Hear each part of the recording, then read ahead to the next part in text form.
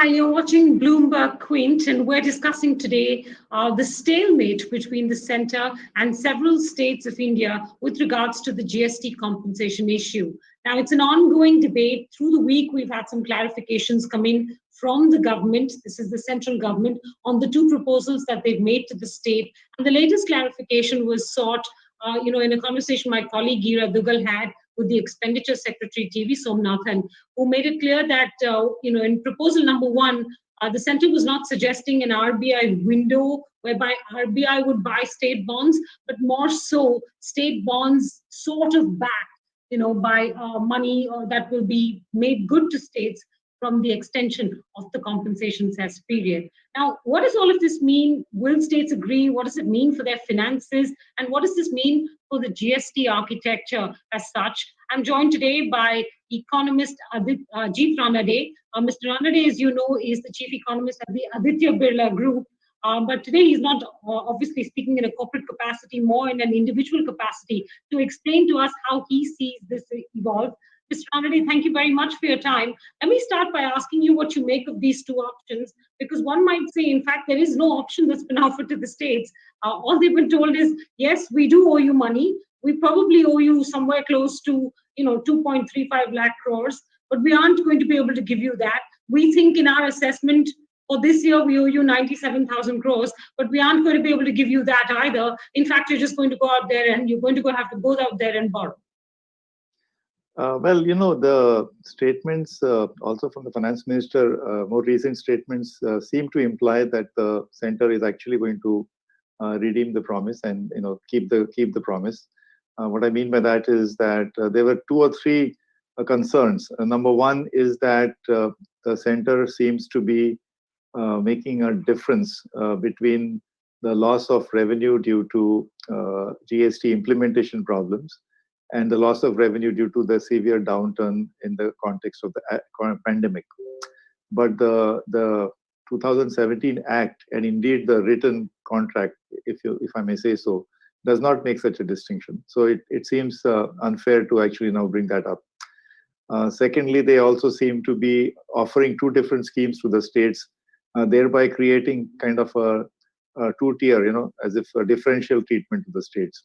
That also doesn't really go with the spirit of the original guarantee.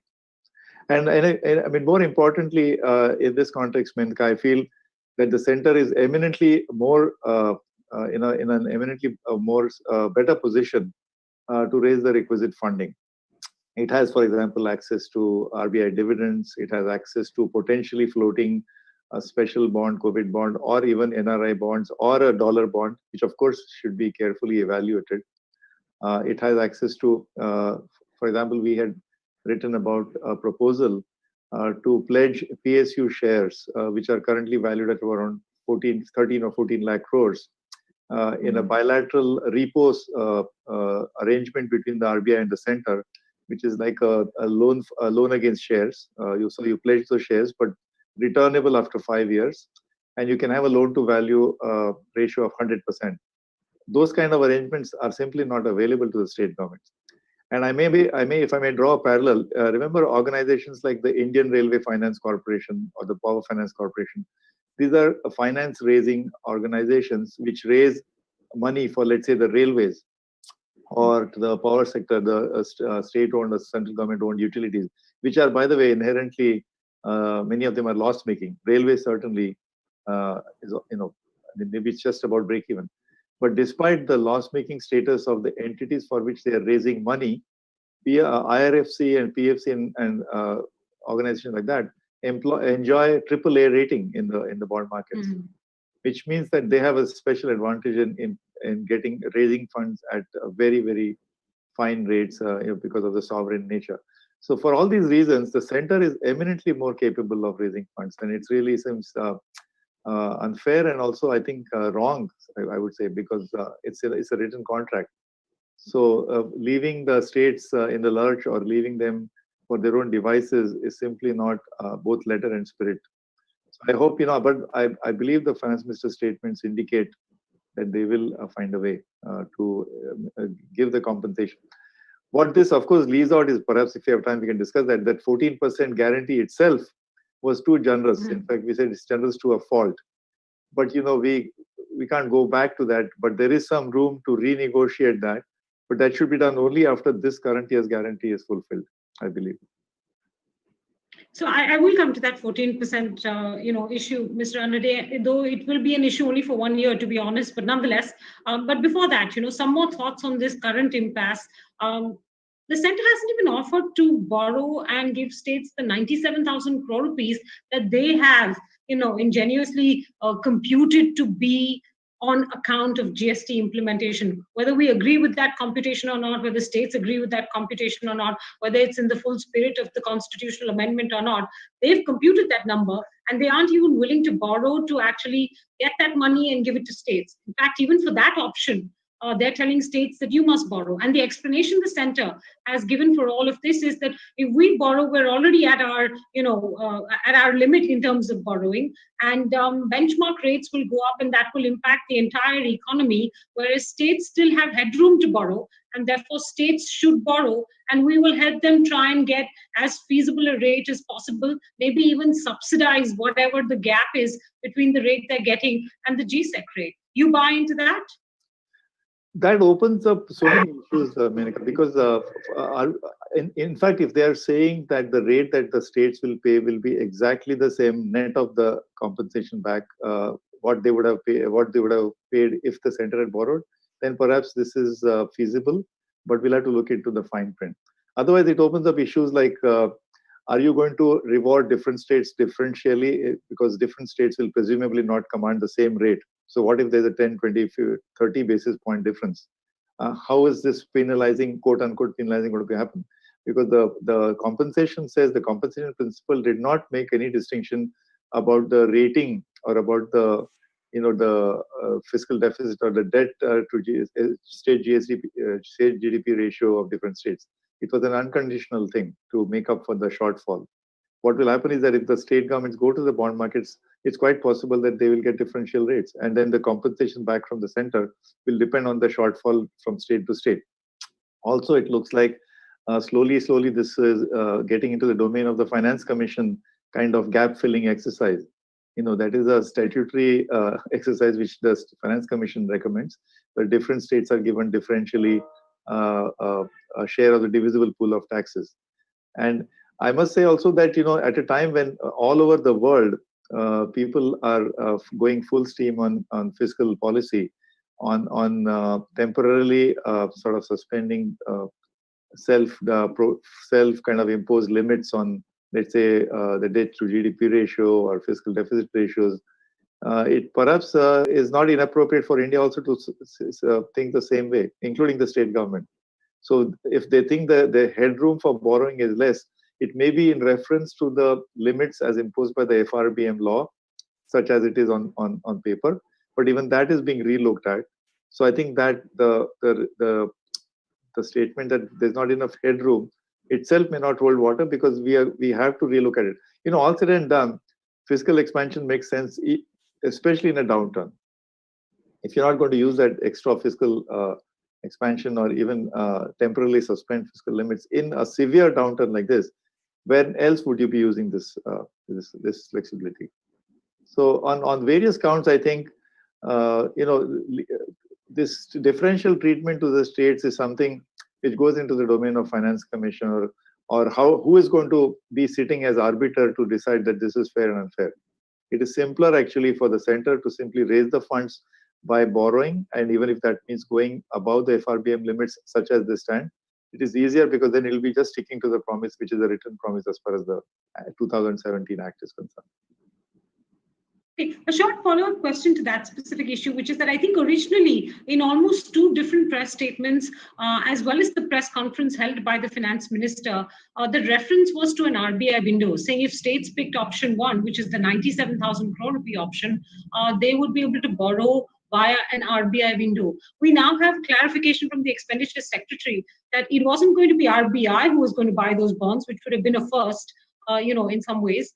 But what they actually meant was that the center would help facilitate the states to be able to issue these bonds in the market.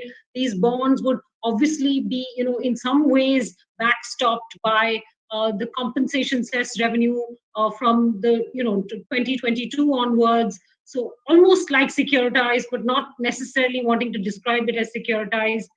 What do you make of this mechanism? Is it really going to help states achieve reasonable rates? So, like I said, if this mechanism is basically to ensure that the states post facto, all of them will get the same rate, then I think it's okay, because what the state center may be saying, I don't know if it came in your interview with the expenditure secretary, that we can't really violate that the pact made back in 1998, which is basically automatic monetization. So maybe, since you don't want to violate that pact or that agreement between the RBI and the center, that's why you can't directly go and access the RBI window. That's my understanding, but I may be wrong. And even in that pact, I believe there were some escape clauses. In case of an exceptional situation, you can actually deviate from that pact. So if this is just mechanics, but eventually to ensure that the state governments will end up paying for these equally, then perhaps it's worth looking at.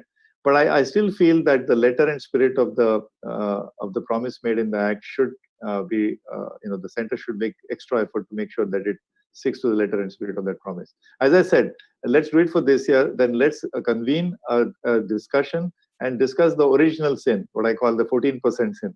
But that's a separate topic. And in any case, even if it was 12% or 10%, even then we would have been in trouble, because the shortfall is almost 33%. So even then we would have had to discuss this topic. Okay. One might argue, though, if I was to look at it from the center's point of view, that, like you pointed out right at the beginning, that 14% was always aggressive. But okay, yes, we made a commitment. But, technically, we can only pay this money from the compensation fund. The fund hasn't collected enough revenue. Last year as well, there was a shortfall, but we used the surpluses of the previous 2 years to make up for that shortfall and paid the states off. This year, there's just no way to do it. We are cash strapped. You still have borrowing headroom. And why should the onus always be on us? Why do we have to move fast on disinvestment? Why can't states consider that for many of the state PSUs that that they own? Why can't states look back at cutting back expenditure that is not remunerative or that is not feasible at a time like this? And maybe get their own finances in shape. How would you respond to that argument? That is a very good argument. And that was the spirit of the discussion when we did the harmonization of the VAT rates, the value-added tax rates, back in 2005. So this was a similar situation, that different states were charging different VATs, and it was a bit of a mess. So the center took the initiative to harmonize VAT rates all India, so that there would be no interstate distortion of trade caused by the differential VAT.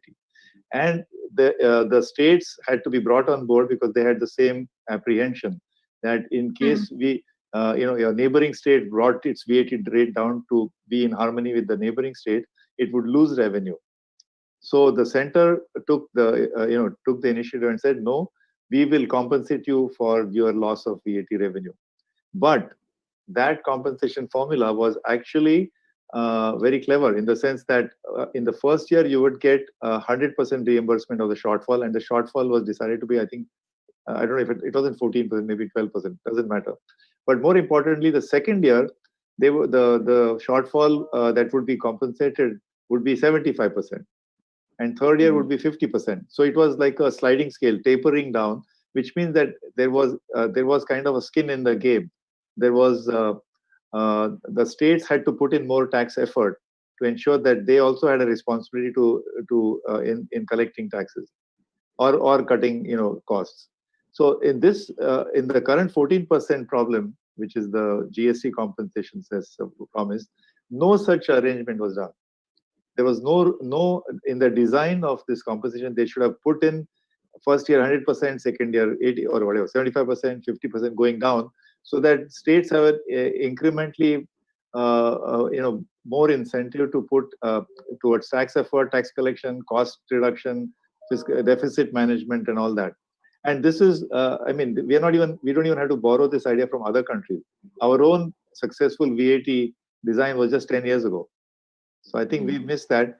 I feel that maybe the desire to have this consensus on GST and perhaps through to meet a deadline or whatever. There was some other political consideration, but in the process we lost out the opportunity to design it in this way.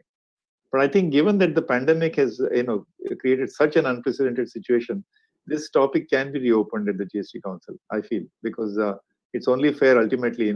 I have been saying that the center must honor this promise, but I also understand it's only fair that all of us, all states and union together, need to bear some of the pain of the downturn. So, Mr. Ranade, what is the solution, both short-term and long-term? The short-term solution, if it is that states borrow, I wonder what will happen next year, because chances are fairly high that the economy is going to take more than 6 to 8 months or 12 months to recover from this pandemic shock. And we're going to face a shortfall in the next fiscal as well, which is FY22, which is supposed to be the last fiscal for the compensation cess. So we faced a shortfall in FY20. We will face a shortfall in FY21, which has caused this impasse, and we'll face a shortfall likely in FY22. FY20 was taken care of by the previous 2 years' surpluses. FY21, we're stuck. Whatever we do, we will have to figure out a solution that works for FY22 as well, in case we face a fairly large shortfall then as well. This solution of borrowing from the market for the states, is that going to work for 2 years in a row? Well, first of all, let us give ourselves a pat on the back. I mean, let us celebrate the fact that India is not finding itself in an even more dire situation like the EU. See, the European Union is a monetary union, but not a fiscal union. And because of the pandemic, there's so much stress, requirement for funds.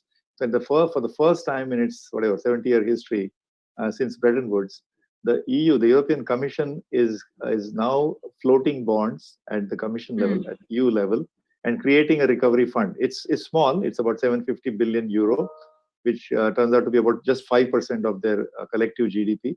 But they had to resort to this very unusual thing because their fiscal union was not in place. We don't have that problem. We have a very sound system of a fiscal union. So I think to answer your question, FY22, perhaps we need to also be equally generous, I would like to say. If the state council, if the GST council agrees to a slightly lower than 14%, then it's okay. But otherwise, we need to find ways to compensate the 14% for next year as well. But remember, this problem is much longer. It's not, even if we are somehow able to solve the FY22 problem, we are in this for a longer, this needs a longer structural solution. That's why when you ask me what is the longer term solution, and we should use this pandemic and this downturn to actually do this radical overhaul of the GST design itself. Thankfully, it doesn't need to go back to Parliament. It can be done at the GST Council level.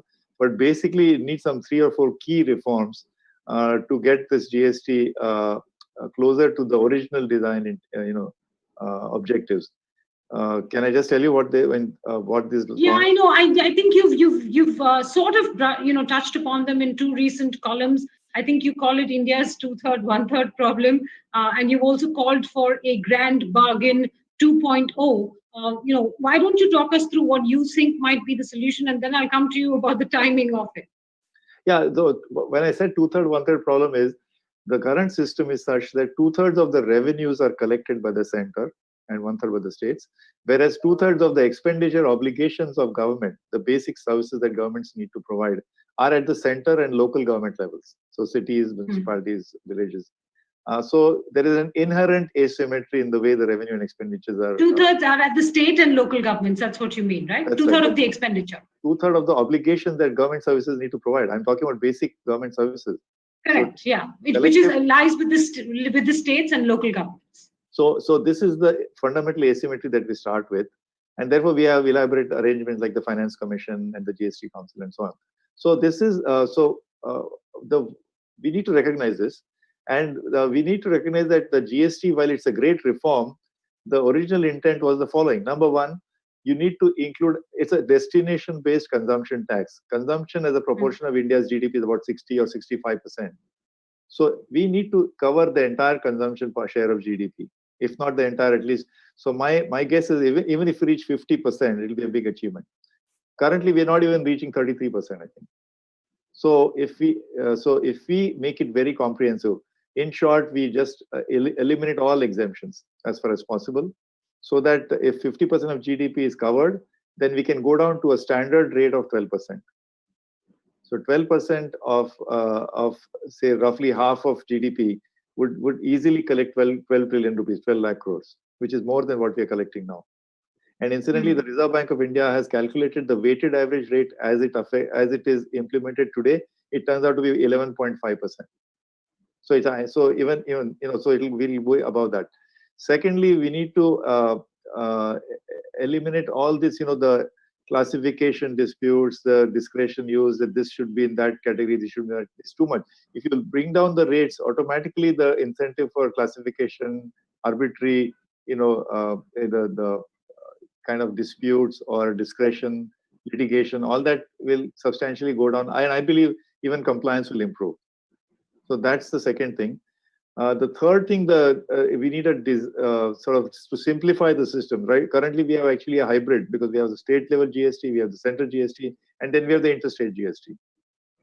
So, I mean, I don't want to go into the details, but we spelled it out in there's a research paper from the Pune International Center which spells it out, and it's basically on basic principles. Not very complicated, but when we designed it, we just made it too complicated. So there's a design simplification. Then thirdly, of course, we need to zero rate exports. Taxes cannot be exported out of the country. If you want to remain competitive, current system is that the exporter has to pay sometimes even as high as 28% GST and then collect a refund. The refund takes 6 months, 9 months. And when your profit margins are barely 2 or 3%, it basically wipes out. So we need to zero rate export. We need to remove this anti-profiteering body. So again, it's just an invitation to more intrusion and all that. So I mean, if you do this, I think, and incidentally, in the middle of a pandemic, we really need a massive fiscal stimulus. We've been talking about that. And across the board, reduction in GST rate to 12% is as big, I mean, as simple and as big a fiscal booster boost that you can get. I mean, of course, we are trying. There's so many other suggestions, but this is what probably is timely for the kind of the state of the economy that we find ourselves in. Ranade, for a moment, I thought we were back in 16 rather, because this conversation harks back to the time when GST was being designed as a dual tax, was being designed with so many different rate slabs. Why do you think this is a good time for anyone in the center or the states at the GST Council, especially given the distrust that is now built up, for them to agree to any of these reforms? I mean, we've been talking about it for 2 years. You might say that, look, for 2 years, we've tried to implement GST and we've done a, not very good job of it. So maybe now is the time to correct it and go back to what was being discussed in 2016. But currently, the relationship between the two is not conducive to any kind of reform of this nature, is it? Well, first of all, one more important design element I forgot to mention is that we also need to earmark 2% to the third tier of government, to the local governments, with increasing the local bodies. So the local bodies, state and urban and rural bodies. Actually, you say about the trust deficit, right? So it's actually an opportunity for the center to take the lead and sell this idea. I mean, see, everybody's talking about the need for fiscal stimulus. On that, I don't think there is any debate. Except for the center. At this point in time, Mr. Ranade, the center keeps saying, well, not right now. In fact, even the expenditure secretary agreed when he asked him about, monetization of debt being one route through which some stimulus could be provided to the economy. And he said, broadly, academically, I agree with you, but this is not something I can comment on right now. They keep saying we're waiting to see how the economy recovers before we actually put any more money on the table. No, but we have evidence now. We have minus 24% contraction in this first quarter. Second quarter is likely to be again minus 12 or minus 15, God forbid. So, I don't think we need any more evidence. Earlier argument was that if you're in a strict lockdown, even if you give a fiscal, stimulus or try to stimulate demand, since people are not out there yet, it may not work. So that is fair. But I'm saying, I don't think, the debate always seems to be where will the center find the funds for this? So that's a separate discussion. I think everybody is asking and convinced that we need a much larger fiscal stimulus than what has been provided so far. As you know, the 20 lakh crore package was 90% all liquidity support. It wasn't really, there was not much coming out of the central government's treasury. What we want is stuff coming out of the treasury of the central government. And but I'm just saying, so GST, reducing GST rates is kind of going to be a hell of a big fiscal stimulus for sure. And what the shortfall that it will lead to, we'll need to work it out. We'll need to constantly monitor that. But I believe that once we start, and I also believe that once we have some news on the vaccine or something, there's a good chance that we'll have a V-shaped recovery. It'll still take us time to recover to pre-COVID levels and go back to a somewhat higher sustainable growth trajectory. But once we have that, perhaps even GST collections will reflect that. So the lower rate and the V-shaped recovery could actually bring us back to GST collections, which are not very different from now. But at least it'll be much more comprehensive than what it is today. For example, exclusion of petrol, diesel, electricity, the goods transported by the road services. All these are just a glaring example exclusions. They don't need to be excluded. Okay, I'll come back to, and I'm not doubting what you're suggesting, but I am questioning it a little bit. For instance, the fact that petrol is not included still gives states some leeway of being able to impose their own taxes, right, on this, which has been one source of revenue for states, in the last several months. So that's one issue. Secondly, even if the rates were brought down and everybody would be in favor of lower rates and hence more compliance, there would be a lag for that compliance to catch up. And therefore, this GST shortfall would only widen over the course of the next 2 years. Currently,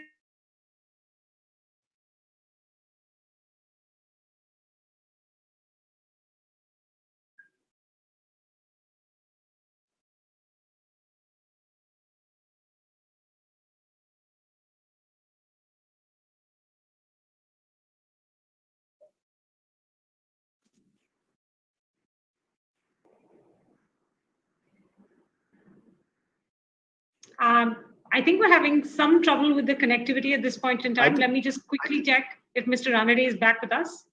Yeah. But I heard you, and then in the middle of a sentence you broke. So and I went off. Yes, and sorry, my link collapsed. What I was trying to point out is the flexibility that the exclusions give states, and B, I think the gap that sort of compliance usually occurs with after lowering rates. So who will take care of the shortfall at that point in time?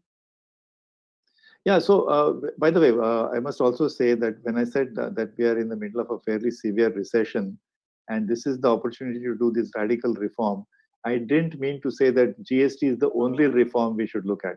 There are a lot of other structural reforms that can go together. So there are many other supply side reforms, most notably in large areas like agriculture, as land markets, labor markets. Most importantly, all the things like judicial reforms. There's a very big agenda for reforms. So I think GST reforms should be seen in the context of all those things. Supply side, let me just call them supply side reforms.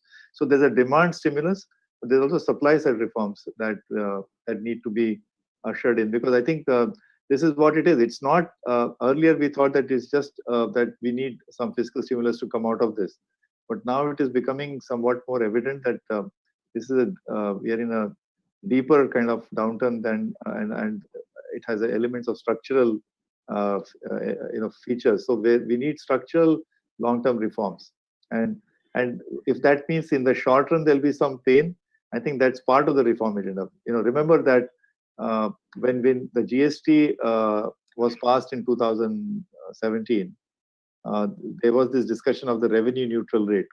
Now, RNR is that you compare the collection for last year or 2 years ago and ensure that your collection is going to stay constant. Now, that kind of a thinking is a short-term thinking. We just think of 2-3 years at a time. But when you're doing a structural reform, you need to abandon that. That reference doesn't make any sense.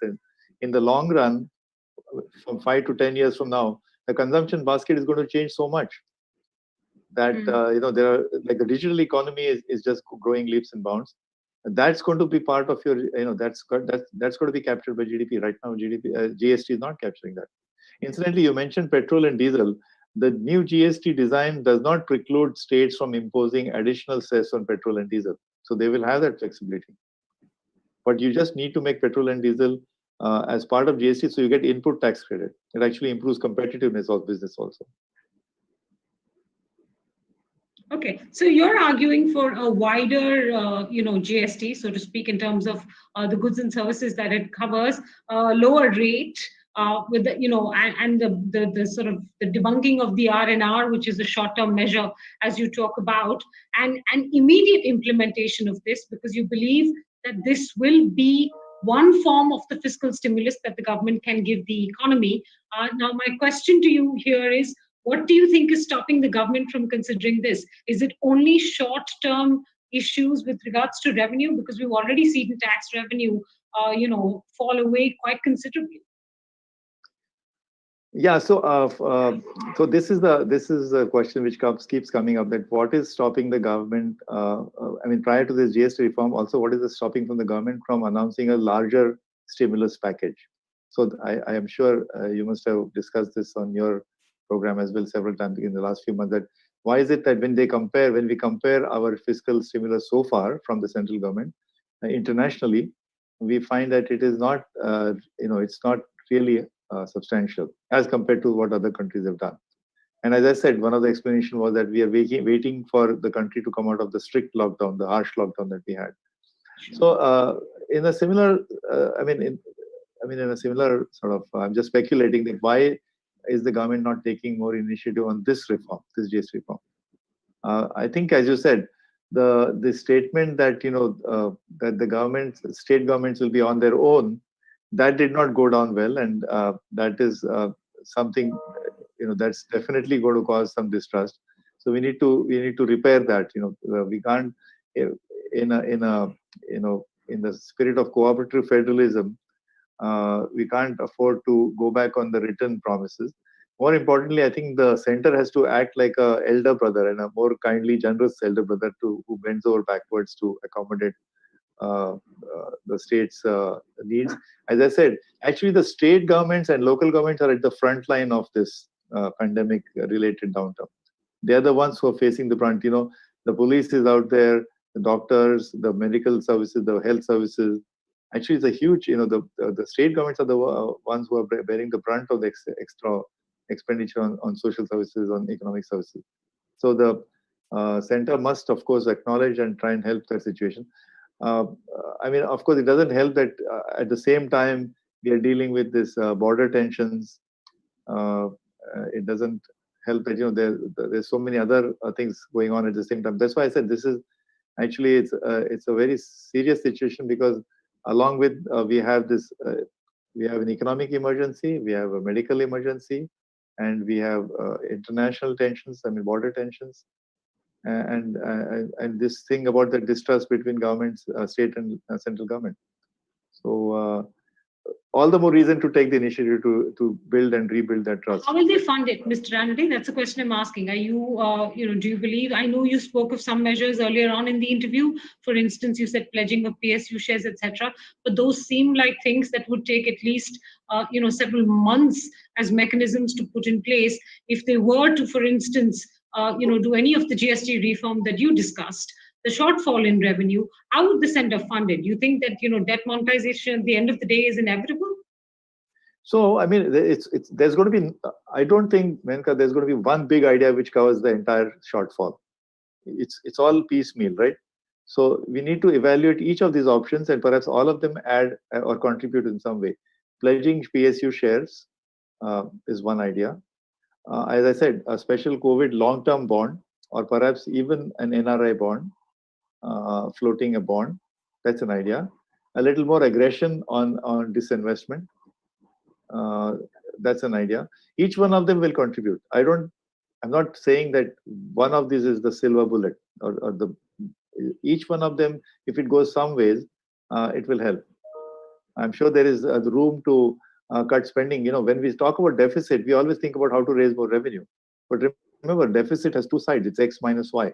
We can also look at where is the scope for reducing costs or removing duplications in various central or state government schemes. There's been talk of monetizing land assets, large. So But I don't hear you say anything about debt monetization. So I'm wondering whether you're Oh, you mean, principally not comfortable with the idea, or are you saying that automatic monetization is led by the RBI? yes. I think that will also have to, we'll have to kind of do that. Meaning, let's say if we are trying to raise 100, maybe 10 to 20% can be debt monetization. We'll have to do that. And as I said, the original 1998 or was it 97 pact did have an escape clause. There's a clause which says under exceptional situation, this can be invoked, that the monetization can be invoked.